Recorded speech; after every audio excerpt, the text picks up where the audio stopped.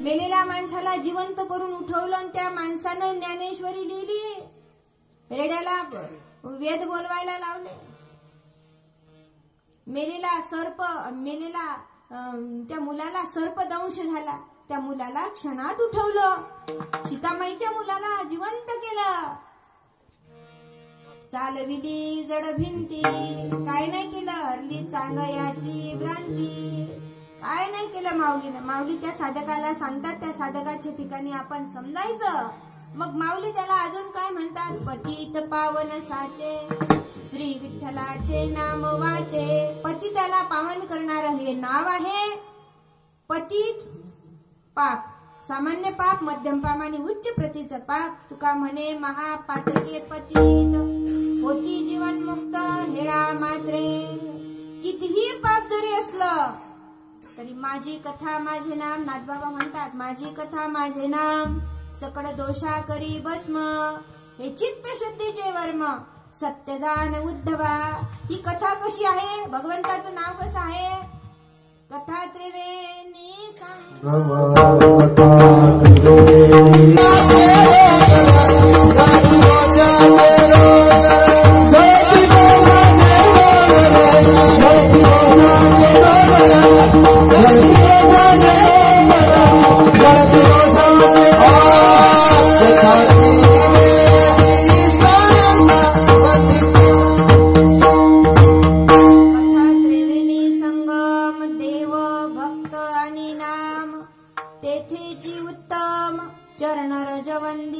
जळती दोषाचे डोंगर.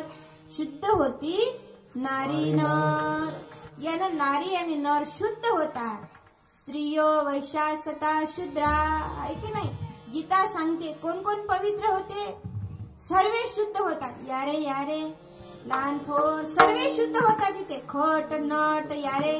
शिशुपालाला सुद्धा देवानं मोक्ष दिला हो. 100 अपराध पोटात घातले नाही का. किती खट्याळ होता तो. किती पाप होतं त्याचं. वाल्या कोळ्याचे 7 रांजण भरले तरी भगवंताने त्याच्यावर कृपा केली. कारण हे जळती दोष करते हे नाव आहे.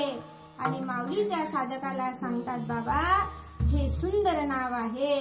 जग में सुंदर है दो नाम. नाही का. कोणते.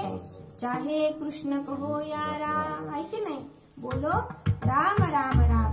त्या भगवंताचं नामस्मरण सुंदर आहे. रामकृष्ण नामे हे दोन्ही याचं स्मरण करायचं. कारण हा परमात्मा कसा आहे. रघुपती राघव राजा राम पतित पावन.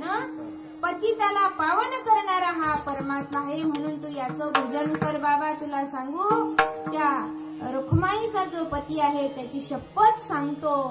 आणि हे नाव खरं आहे. अभंगाच्या 4थ्या चरणात सांगितलं. बाप रुक्मादेवी वरू साजे, बाप रुक्मादेवी वरू साजे, बाप रुक्मादेवी वरू साजे,